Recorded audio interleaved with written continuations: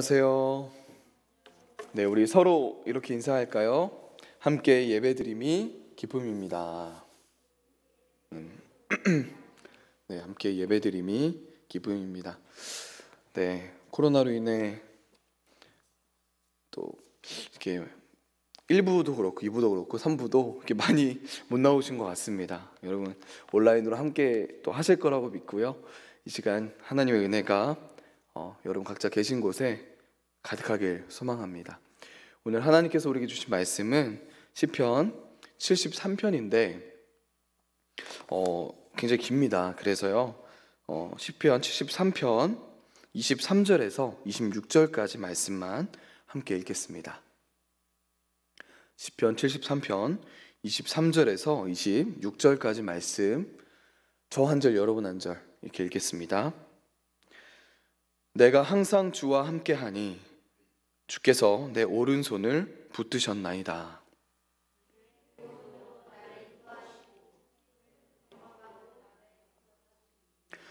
하늘에서는 주 외에 누가 내게 있으리요, 땅에서는 주밖에 내가 사모할 리 없나이다. 다 같이 읽겠습니다. 내 육체와 마음은 쇠약하나 하나님은 내 마음의 반석이시요 영원한 분기시시라. 아멘.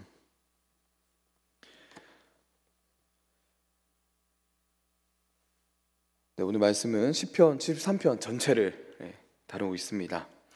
우리가 하나님에 대해 분명하게 믿는 것들이 있죠. 그것은 하나님은 의로우시고 정의로우시며 또 하나님은 선하시다는 사실입니다. 그런데 우리가 인생을 살아가다 보면요, 이 믿음이 흔들릴 때가 있어요. 분명히 하나님은 이런 분인데 이상하게 그렇지 않은 것 같은 일들이 일어날 때가 있다는 것입니다. 그래서 우리가 낙심할 때가 있어요. 바로 오늘 시인처럼 말입니다. 시는 하나님에 대해 아주 놀라운 진리를 선포하며 시를 시작하는데요, 우리 1절을 함께 읽겠습니다. 시작. 하나님이 참으로 이스라엘 중 마음이 정결한 자에게 선을 행하시나. 하나님은 선을 행하시는 분입니다. 하나님은 선하신 분이세요.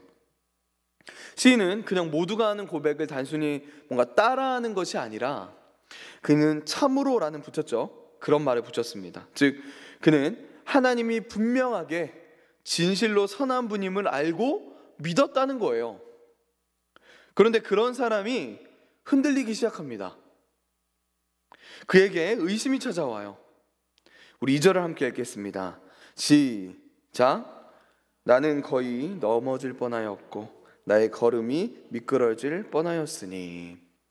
시인은 자신의 믿음에서 안정감과 확실함을 잃어버렸습니다. 의문이 생기면서 시험에 든 것입니다. 여러분, 그리스도인들도 흔들릴 수 있어요.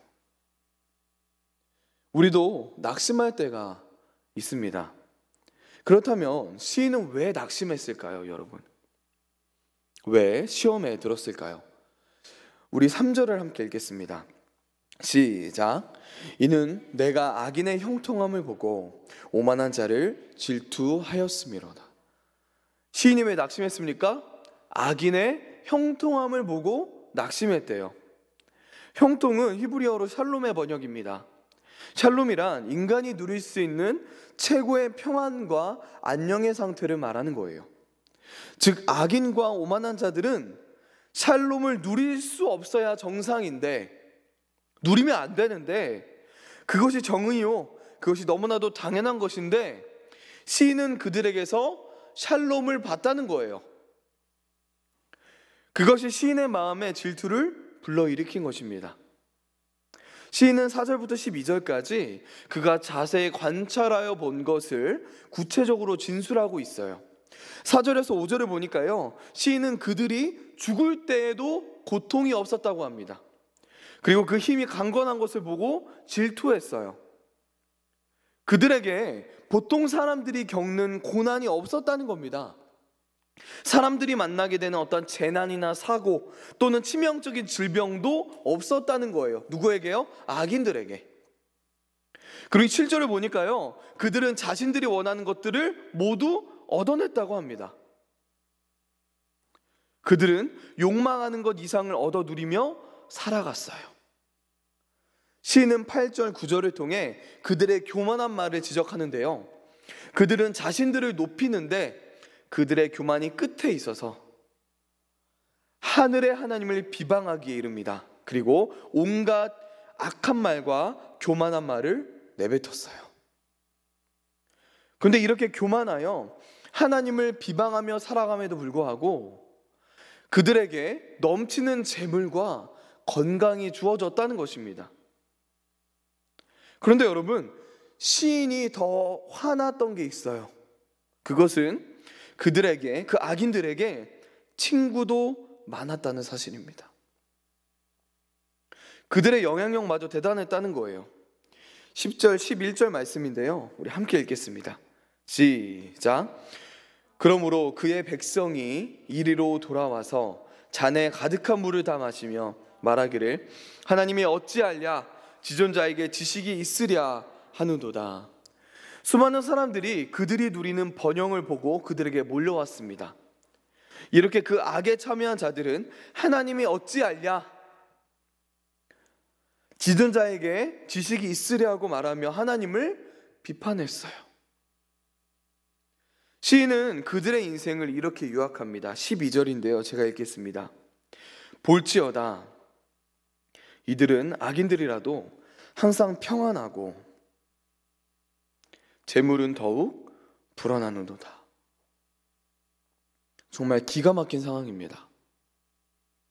하나님은 선하신데, 하나님은 정의로우신데 정작 악인은 이 땅에서 잘 먹고 잘 살고 있다는 거예요. 아니 그냥 잘 사는 정도가 아니라 말도 안 되게 성공하며 형통한 삶을 살아가고 있었다는 것입니다. 더 나아가 하나님을 비방하는 자에게 심판은커녕 오히려 재물이 더 불어나고 있었다는 거예요. 여러분, 도대체 이것이 무슨 상황입니까? 시인은 하나님이 살아계시다면, 하나님이 진짜 선하신 분이라면 어떻게 이런 일이 일어날 수 있는지를 묻고 있는 거예요. 이렇게 실망스럽고 낙심한 시인의 마음이 13절, 14절에 굉장히 잘 나타납니다. 우리 함께 읽겠습니다. 시작. 내가 내 마음을 깨끗하게 하며 내 손을 씻어 무죄하다 한 것이 실로 헛되도다. 나는 종일 재난을 당하며 아침마다 징벌을 받았도다. 정말 무서운 말입니다. 시인이 뭐라고 말합니까? 믿어봤자 소용없다고 말해요. 자신이 헌식적으로 하나님을 잘 믿고 잘 섬겼는데 결국 아무런 소용도 없었다고 말하고 있는 것입니다. 나는 이렇게 하나님을 믿고 섬겼는데 내 삶을 보니까 재물이 별로 없어요. 내 주위 사람들은 아픕니다. 건강하지 않을 때가 참 많아요. 그렇다고 내 주위에 친구라도 만나봤더니 그렇지도 않습니다. 그런데 하나님과 상관없는 그 인생을 살아가는 사람들을 보니까요, 그리고 그 사람들이 어떤 사람들이죠? 하나님을 비방하는 사람들이에요. 그 사람들의 삶은 형통합니다. 아니 오히려 더 평안하고요, 건강하며 그들 주위에 사람이 끊이질 않아요. 여러분, 우리도 시인과 비슷한 경험을 하지 않습니까? 하나님과 아무 상관없이 살아가는 사람들의 삶을 보면요, 참 평탄해요. 좋은 대학도 잘 가고요, 직장도 잘 잡고요, 가정에 나쁜 일도 별로 없습니다. 친구도 많아요. 그런데 소위 하나님의 자녀라는 우리의 삶을 돌아보면 별로 특별하지 않아요. 그렇죠? 때로는 초라해 보일 때가 있어요. 예수님 믿으면 결혼도 잘하고 좋은 친구도 많아지고 건강하고 취업도 잘 되고 돈도 많이 벌어야 되는데, 뭐 엄청난 성공은 아니더라도 적어도 누구에게도 뒤지지 않는 그런 번듯한 삶을 살아가야 될 거 아니에요. 그럴 줄 알았는데, 아니 적어도 나나 우리 가족이 건강할 줄 알았는데 예수님 믿고 바뀌는 게 많이 없어요. 오히려 악인들보다 못한 삶을 살아가는 그리스도인들이 얼마나 많습니까?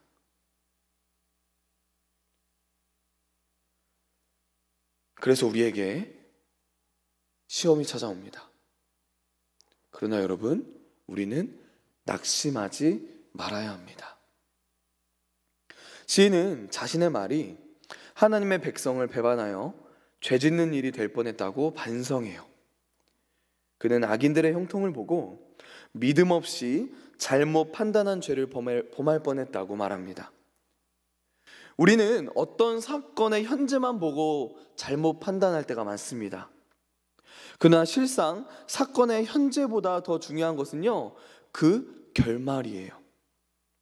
하나님의 최종적인 심판이 가장 중요하다는 것입니다. 시인은 성소에 들어갔을 때 그것을 바르게 깨달아요. 이 말은요, 시인이 하나님을 예배했고 하나님을 바라보기 시작했다는 것입니다. 성소에 들어갔다는 말, 즉 하나님의 임재를 경험했다는 거예요. 누가요? 시인이. 여러분, 그렇다면 시인이 무엇을 깨달았을까요? 하나님께 예배드리러 가서 하나님의 임재를 경험하며 시인이 무엇을 깨달았을까요? 시인은요, 그 악인들의 종말을 깨달았습니다. 시인은 2절에서 자신의 걸음이 미끄러질 뻔했다고 말했어요. 그렇죠? 그런데 이제는 그 악인들이 미끄러운 곳에 있다고 말합니다. 그들은 곧 파멸에 던져질 거래요. 시인은요, 지금 주목하는 것은 악인의 종말입니다. 즉 하나님의 최후 심판이 있는 그날이에요. 그날 악인들은 심판을 견디지 못할 것입니다. 악인의 운명은요, 20절의 말씀처럼 마치 사람이 깬 후에 꿈을 무시하듯이 꿈같이 허무한 존재라고 시인은 말하고 있습니다. 여러분, 시인이 왜 낙심했습니까? 악인의 현재만을 주목했기 때문이에요. 지금 나의 현재만을 바라봤기 때문입니다. 왜 저들은 건강하지? 왜 저들은 잘 살지? 왜 형통한 거야? 왜 저 사람들한테 아무런 문제가 없는 거야? 왜? 그리고 나는 왜 이 모양 이 꼴이지? 하지만 이제 시인은요, 그들의 실상을, 그들의 종말을 주목한 거예요. 21절 22절을 보니까요, 시인이 하나님을 예배하며 그분의 임재를 경험하고 악인들의 종말을 깨닫게 되자 마음이 썩고 양심에 찔렸다고 말하고 있습니다. 그는 자기의 우매무지함, 그 어리석음이 하나님 앞에서 짐승 같았다고 고백해요. 이것은 회개입니다. 자기가 한 일이 어떤 일이었는지를 그는 가감없이 하나님께 인정한 거예요.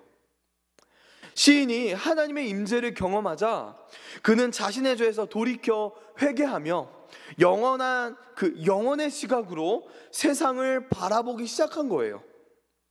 이렇게 악인의 종말, 그들의 마지막을 깨닫게 된 시인은요, 자신의 종말, 하나님의 백성의 마지막도 깨닫게 됩니다. 현재 시각으로 보면 나는 초라하고 별 볼 일 없는 사람이에요.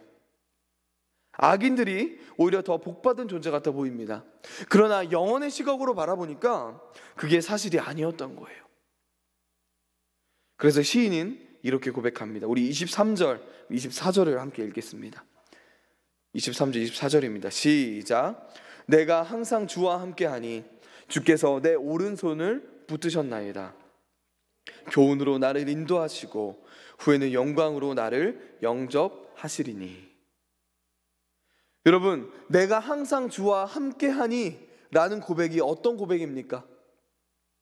자신의 신앙이 빛나는 순간뿐만 아니라, 내가 이 땅에서 형통할 때뿐만 아니라, 내가 가장 어두운 바로 그 순간에도, 내가 가장 초라해 보이는 그 순간조차도 하나님은 항상 나와 함께 하신다는 고백이에요. 우리는 이렇게 생각하지 않습니다. 우리는 우리가 하는 일이 잘 되고 우리의 삶이 순탄할 때 하나님이 함께 하셔서 그렇다고 생각해요. 그러나 오늘 시인은요, 그렇게 말하고 있지 않습니다. 시인은요, 내가 실패한 그 순간에도 하나님이 나와 함께 하시니, 내가 하는 일이 잘 안 될 때도 하나님이 나와 함께 하시니, 이렇게 고백하고 있어요.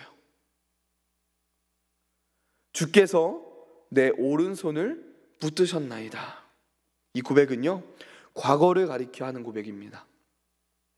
그 다음에 시인은 주의 교훈으로 나를 인도하시고 라고 고백하는데요, 이것은 현재 진행 중인 동작을 의미합니다. 즉 낙심한 시인은요, 현재 주의 교훈으로 인도를 받고 있는 중이라는 거예요. 그리고 후에는 영광으로 나를 영접하시리니, 이것은 장래를 말합니다. 미래를 가리켜 하는 고백이에요. 시인에게 이 땅에서만이 아니라 영원히 하나님의 영광에 이를 것이라는 확신이 생긴 거예요, 여러분. 즉 하나님의 임재와 동행은요, 과거와 현재와 미래에 언제나 동일하다는 아주 위대한 고백을 시인이 하고 있는 것입니다. 여러분, 어떻게 이것이 가능했습니까? 그가 하나님을 예배하고 그분의 임재를 경험했기 때문이에요. 이렇게 악인과 의인의 마지막에 대해 깨닫게 된 시인은요, 더 이상 낙심하지 않게 된 시인은 하나님에 대해서 아주 놀라운 고백을 하고 있어요. 우리 25절, 26절을 함께 읽겠습니다. 시작. 하늘에서는 주 외에 누가 내게 있으리요? 땅에서는 주밖에 내가 사모할 리 없나이다. 내 육체와 마음은 쇠약하나 하나님은 내 마음의 반석이시요 영원한 분깃이시라. 시인은 한없이 초라해 보이고 비참해 보이던 자신의 존재를 새롭게 보기 시작해요. 그가 자신을 초라하게 보게 만들었던 것은요, 악인들이 누리는 복이 자기에게는 없다고 느꼈기 때문입니다. 그런데 이제는요, 자기가 가진 복을 알게 된 거예요. 그것은 바로 하나님의 임재입니다. 그래서 시인은 28절에서 하나님께 가까이 함이 내게 복이라고 고백한 거예요. 시인이 내 육체와 마음은 쇠약하나 라고 말합니다. 즉 우리가 이 땅에서는 우리의 육체와 마음은 쇠약할 수 있다는 것을 말하는 거예요. 쇠약하다는 겁니다. 우리가 하나님의 자녀임에도 불구하고, 우리가 예수 그리스도의 제자임에도 불구하고요, 이 땅에서 평생 악인의 형통함을 경험해야 할 수 있다는 거예요. 우리가 이 땅에서 잠시 동안이 아니라 평생 육체와 마음이 쇠약할 수 있다는 것입니다. 그러나 그럼에도 불구하고 우리에게 소망이 있는 이유는, 우리가 낙심하지 않는 이유는요, 하나님이 나와 함께 계시기 때문입니다. 즉 우리가 하나님의 임재 안에 있다면 그것으로 족하다는 거예요. 그런데 여러분, 솔직하게 우리가 신앙생활을 하면서 기대하는 것들이 있지 않습니까? 기대하는 게 있어요. 우리가 그리스도인으로서 이 세상을 살아갈 때 우리의 삶 가운데 고난과 환난이 있는 걸 알아요. 그리스도인들의 삶이 쉽지 않다는 것을 너무나도 잘 알고 있습니다. 그런데 여러분, 솔직히 우리가 기대하는 것은요, 우리가 잘 견디고 충성되게 신앙생활함으로써 하나님께 복받기를 원해요. 하나님으로부터 무엇인가를, 어떤 대가를 기대한다는 것입니다.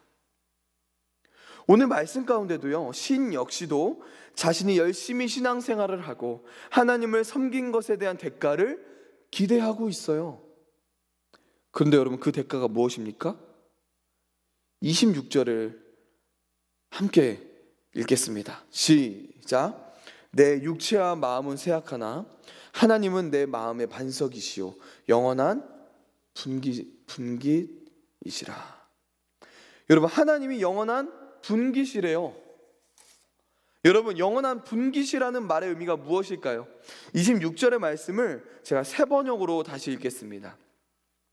내 마음과 내 몸과 마음이 다 시들어가도 하나님은 언제나 내 마음의 든든한 반석이시요 내가 받을 몫의 전부이십니다. 뭐래요? 내가 받을 몫의 전부다. 즉 우리가 하나님의 자녀로 이 세상을 살아가면서 고통과 어려움이 많아요. 그렇지만 그 가운데서 잘 견디고 충성되게 신앙생활 함으로써 하나님으로부터 어떤 대가를 받게 되는데, 그게 뭐라는 거예요? 하나님이라는 거예요. 그 대가가 우리가 받게 될 몫의 전부가 하나님이라는 겁니다. 우리는요, 하나님이 주시는 무엇인가를 기대했다고요. 우리는 하나님이 주시는 누군가를 기대했다고요. 그런데 뭐라는 거예요? 시인은 하나님 자체를 얻었다고 말하고 있습니다. 즉 하나님 자체가 나의 상급이라는 거예요. 우리는 하나님이 주시는 어떠한 것이 나의 상급이라고 기대합니다. 우리가 이렇게 하나님을 열심히 섬기면 하나님께서 이런 걸 주시겠지, 어떤 삶을 누리게 하시겠지. 우리가 하나님을 이렇게 열심히 고통 가운데 섬기면 하나님이 이런 삶을 나에게 선물하시겠지. 그런데 시인이 어떻게 고백합니까? 하나님이 나의 전부다. 내가 얻게 되는 것은 하나님 자체라고 말하고 있는 거예요. 차원이 다른 고백입니다. 많은 사람들의 간증처럼 내가 예수님 믿었더니 성공했습니다. 내가 예수님 믿고 병을 고쳤어요. 내가 예수님을 믿었더니 관계가 좋아졌습니다. 예수님을 믿고 나의 문제가 해결되었어요 라는 고백과는 차원이 다른 고백이에요. 즉 시인은 깨달은 것입니다. 내가 하나님의 임재 안에 있는 것이 가장 중요하다는 것을요. 여러분, 질문이 있습니다. 여러분은 하나님이 내가 받을 몫의 전부라는 고백을 하실 수 있습니까? 지금 내가 하나님이 주시는 무엇인가를 원하고 구하고 바라는 것이 아니라 하나님 자체를 원하고 하나님 자체를 구하냐고요, 여러분. 여러분, 우리의 기도의 그 내용을 보면요, 저도 저의 기도 내용을 이렇게 돌아보면요, 정말 대부분이 하나님이 주시는 무엇인가를 구할 때가 참 많더라고요.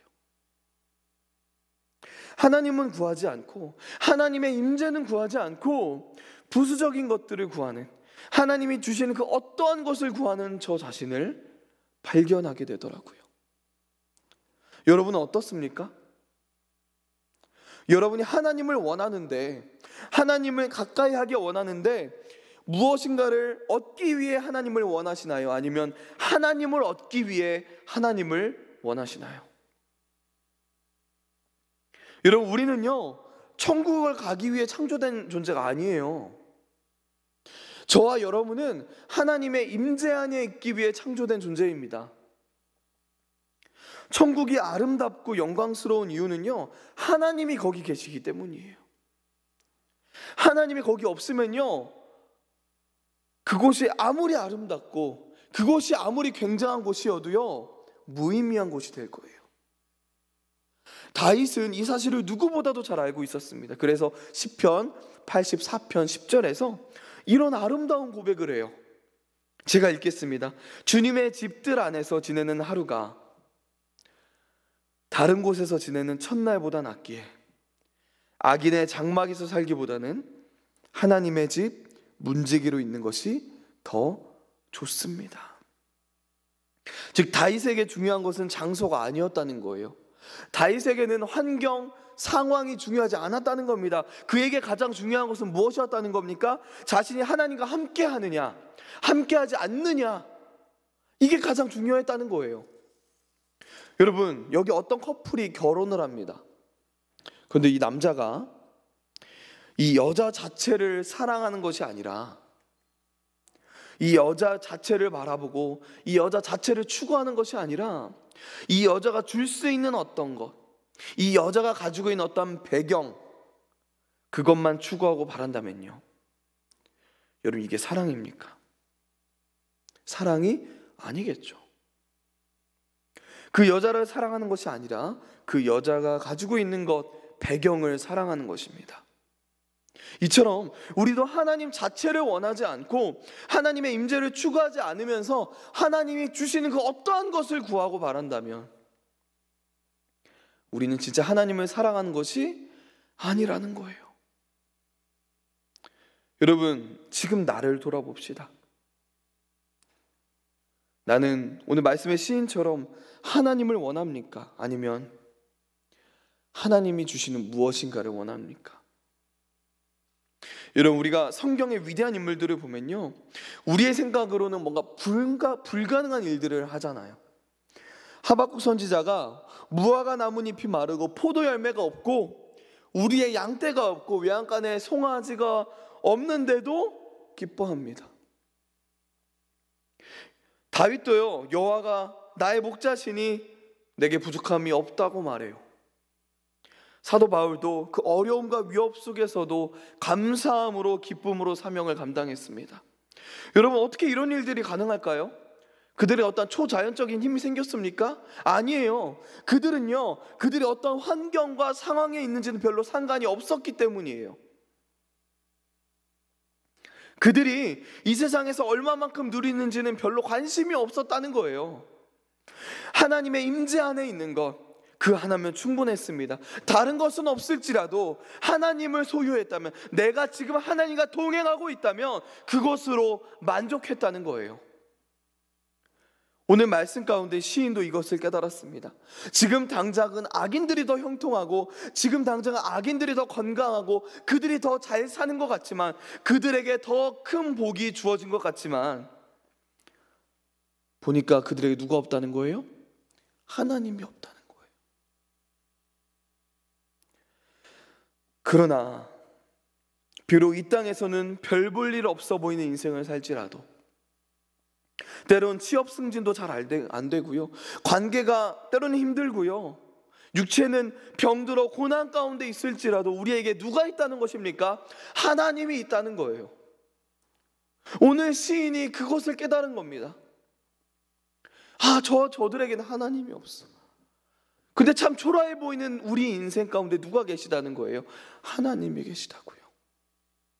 여러분, 진정한 복이 무엇입니까? 바로 하나님께 가까이 하는 삶을 사는 것입니다. 하나님의 임재 안에서 살아가는 것. 여러분, 이것보다 더 큰 복이 우리에게 어디 있겠습니까? 여러분, 그렇게 하나님이 나의 영원한 분깃이 된 삶을 살아가는, 내가 받을 몫의 전부가 되신 하나님 자체가 내가 받을 몫의 전부가 되시는 그런 인생을 살아가는 저와 여러분 되길 소망합니다. 이 시간 함께 기도하기 전에 이 찬양을 함께